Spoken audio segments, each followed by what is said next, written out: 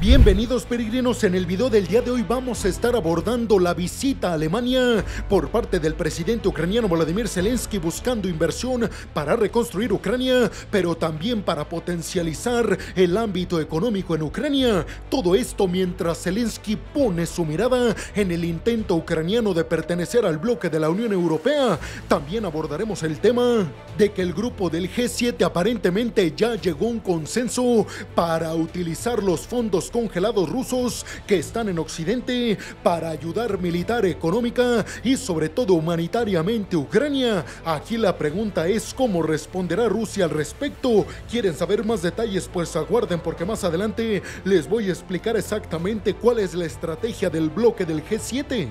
Y además, por supuesto, abordaremos la noticia de que el grupo extremista de Hamas aceptó la resolución aplicada y aceptada desde el Consejo de Seguridad de las Naciones Unidas, que el día de ayer votó a favor para aprobar la propuesta y el plan de paz presentado por el presidente de los Estados Unidos, Joe Biden, el 31 de mayo. Todo esto está haciendo, peregrinos, que hoy sea uno de los días más importantes a niveles geopolíticos. Abróchense los cinturones y pónganse muy cómodos en sus asientos, porque aquí arrancamos. Y vámonos rápidamente con la primera noticia de este video para hablar de que Ucrania y sus aliados buscan apoyo incondicional para proteger las ciudades ucranianas de los misiles rusos. Todo esto en una conferencia en Berlín, en donde obviamente estuvo presente Zelensky junto al canciller alemán Olaf Scholz, fuertemente debilitado después de que su partido perdiera en contra de los derechistas en Alemania en las elecciones europeas pasadas. En esta conferencia en Berlín, en la capital alemana, se instó a las empresas internacionales a invertir miles de millones de dólares en la reconstrucción de Ucrania tras el conflicto. También Ucrania espera que la conferencia de recuperación refuerce su candidatura como futuro miembro del bloque de la Unión Europea. Todo esto, peregrinos, mientras Suiza, recuérdenlo, va a ser el país sede de una conferencia para buscar apoyo para el plan de paz de Zelensky, que recuérdenlo, especifica que exige la salida de todas las tropas rusas del territorio ucraniano, la devolución de todas las fronteras de Ucrania que se estipularon cuando se llevó a cabo la disolución de la Unión Soviética, es decir, en donde Crimea forma parte de Ucrania. Y además Zelensky exige que en su plan de paz se aprueben acciones para proteger sus cielos, esto por parte de los aliados occidentales. Aquí el problema es que Rusia no va a participar y China, que es una potencia económica con muchísima influencia en el mundo, pero también muy aliada y muy cercana a Rusia, no va a participar tampoco. Zelensky le ha insistido en varias ocasiones a China que asista a la conferencia para el plan de paz de Zelensky en Suiza, que se va a llevar a cabo en solo unas horas, pero China ha dicho que no va a participar sin que esté la contraparte, que en este caso es Rusia. Se habla de que en una próxima cumbre, en la segunda edición, tal vez Rusia sería invitada. El presidente ucraniano Volodymyr Zelensky dijo que Rusia ya había destruido suficiente infraestructura energética en Ucrania como para abastecer a Berlín y a Múnich. Imagínense eso, peregrinos. Zelensky dijo este dato para que todos en esta conferencia en Berlín concientizaran de todo lo que está provocando en contra de la infraestructura energética ucraniana Vladimir Putin con su invasión. Zelensky espera obtener promesas de miles de millones de euros para la defensa y acuerdos además para construir un nuevo sistema energético moderno. Todo esto, peregrinos, mientras el canciller alemán Olaf Scholz se cansó de reiterarle a todos los presentes, que en su mayoría eran empresarios y grandes capitalistas que están pensando en invertir en Ucrania. Les dijo Olaf Scholz que Ucrania es un territorio muy fértil para potencializar las energías verdes y renovables, para potencializar el crecimiento tecnológico y sobre todo para potencializar las materias primas. Además, es importante detallar que Olaf Scholz dijo que Alemania va a enviar más sistemas de defensa aérea Patriot al territorio ucraniano, que recuérdenlo, entre más sistemas de defensa aérea tengan los ucranianos, más difícil se le pone a Rusia poder alcanzar objetivos energéticos, pero también militares en el territorio ucraniano. Imagínense cuántos daños ha causado los bombardeos rusos en el territorio ucraniano, que se está hablando de que ya en Ucrania el gobierno de Zelensky está programando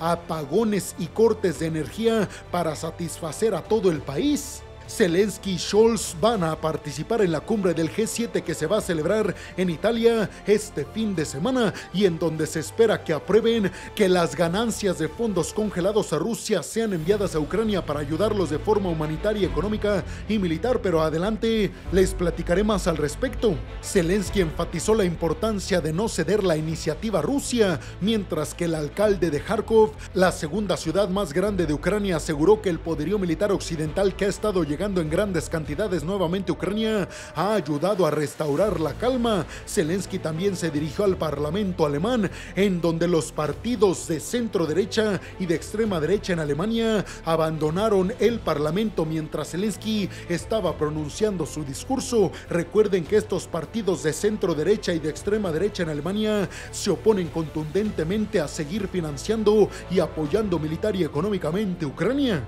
Ursula von der Leyen, la presidenta de la Comisión Europea, anunció acuerdos con bancos por valor de 1.400 millones de euros para atraer inversiones privadas a Ucrania, mientras que la Unión Europea planea entregar 1.900 millones de euros a Ucrania de su propio programa de asistencia para finales de este mes, y Ucrania se beneficiará de los ingresos por intereses de los activos rusos congelados. Hay que decir que recientemente en Ucrania renunció el encargado del programa para la reconstrucción de Ucrania, esto porque argumenta que el gobierno de Zelensky le está poniendo muchísimas trabas y por eso decidió abandonar su puesto. Los europeos han dicho que si la reconstrucción de Ucrania quiere que se haga una realidad, entonces Zelensky debe de relajar muchas restricciones y mucha burocracia que en estos momentos existe en Ucrania, aunque obviamente entienden los aliados occidentales que todas estas restricciones y tanta burocracia en Ucrania con este tema de la reconstrucción de ciudades ucranianas devastadas por Rusia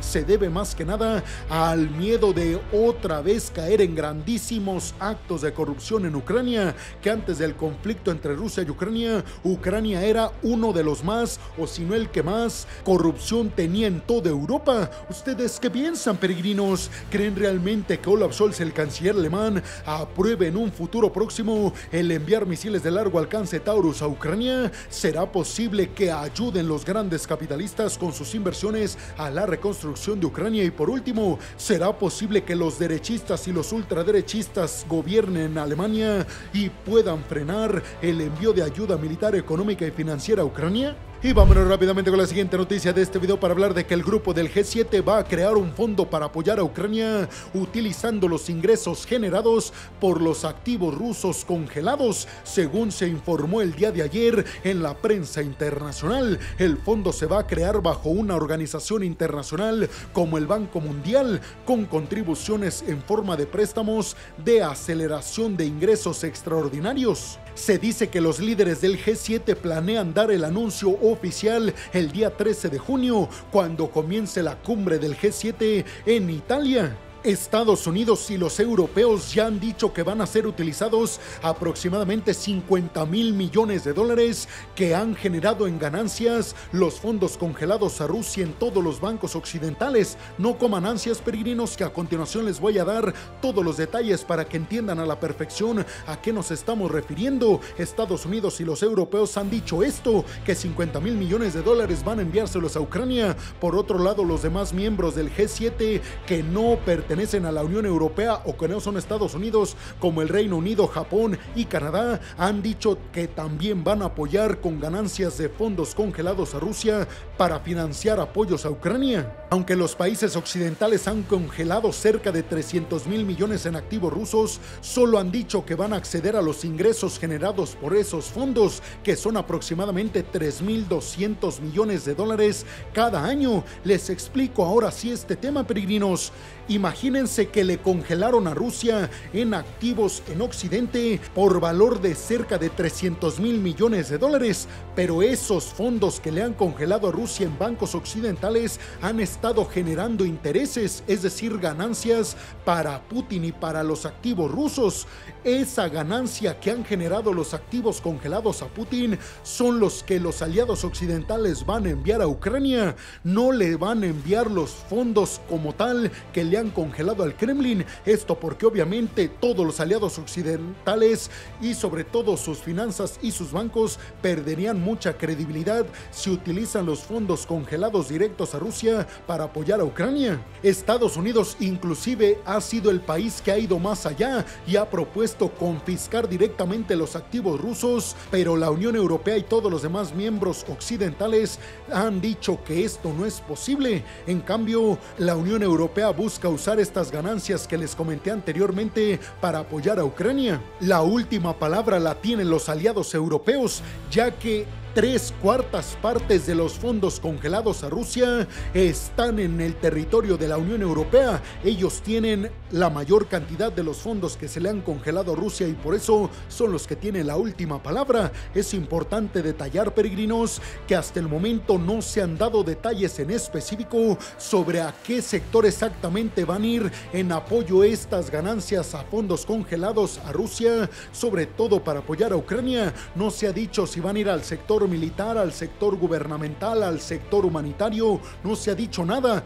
Todo se va a anunciar el 13 de junio cuando comience la cumbre del G7 en Italia, pero si me preguntan mi opinión, yo les diría que la mayor parte de estos recursos va a ir dirigida seguramente a dos cosas: a la reconstrucción de Ucrania y precisamente al sector militar. Pero ¿ustedes qué piensan? ¿A qué sectores van a ayudar estos fondos congelados a Rusia que van a enviar los aliados occidentales a Ucrania? ¿Ustedes cómo creen que va a responder Vladimir Putin ante esto que Rusia considera un atropello al derecho internacional? Los veo en los comentarios. Y vámonos rápidamente con la siguiente noticia de este video para hablar de que el grupo extremista de Hamas ha anunciado que acepta por completo la resolución que vino desde el Consejo de Seguridad de las Naciones Unidas, que respalda un plan para poner fin al conflicto entre Israel y el grupo extremista de Hamas.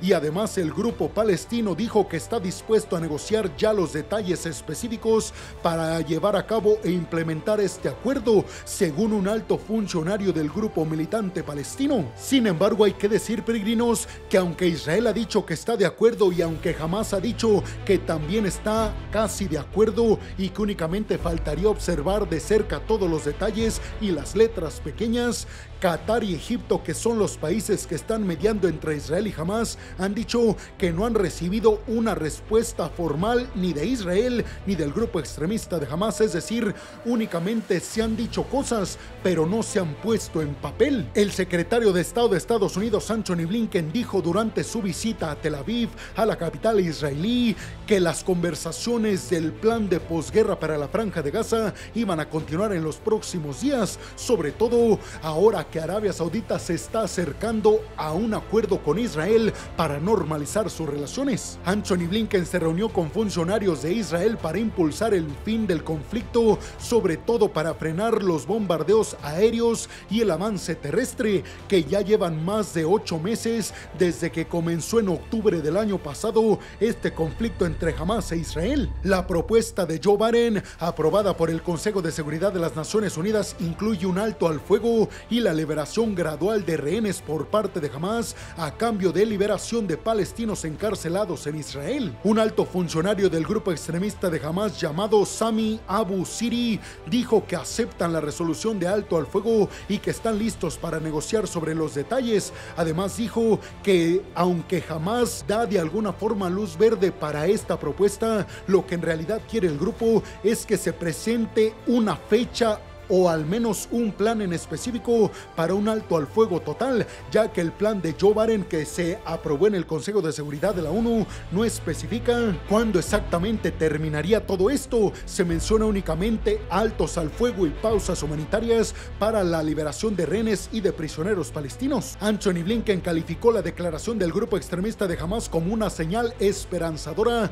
pero dijo que se necesita confirmación de los líderes de Hamas que están dentro de Gaza. Mientras tanto, un alto funcionario del gobierno de Israel dijo que la propuesta publicada permitiría a Israel lograr sus objetivos, que, recuérdenlo peregrinos, el principal es acabar con el grupo extremista de Hamas. Blinken también anunció un apoyo de $404 millones en ayuda para el pueblo palestino y pidió a otros donantes que también aumenten su contribución, sobre todo para frenar la hambruna, mientras que el líder egipcio Al-Sisi ha criticado fuertemente sobre todo a este conflicto porque ha entrado muy poca ayuda humanitaria para el pueblo palestino en Gaza. Todo esto se da además, peregrinos, lamentablemente, mientras continúa la entrada a Rafah hasta el sur de Gaza, en donde más de 1 millón de gazatíes continúan refugiados. Pero ¿ustedes qué piensan? ¿Creen que Hamas e Israel están a punto de llegar a un acuerdo? ¿Cuál será el papel que jugará Arabia Saudita en el momento en el que establezca relaciones con Israel? Y sobre todo les preguntaría, ¿qué creen que va a pasar en el futuro? ¿Creen que veremos por fin dos estados viviendo en paz, Palestina e Israel? Y bueno, hemos llegado al final del video del día de hoy. Les quiero agradecer muchísimo todo el apoyo que me dan. Sin ustedes yo no podría dedicarme a lo que más me apasiona en el mundo. Así que muchas, pero muchas gracias, peregrinos. Sin más por el momento, nos vemos en el siguiente video de Geopolítica. Hasta la próxima.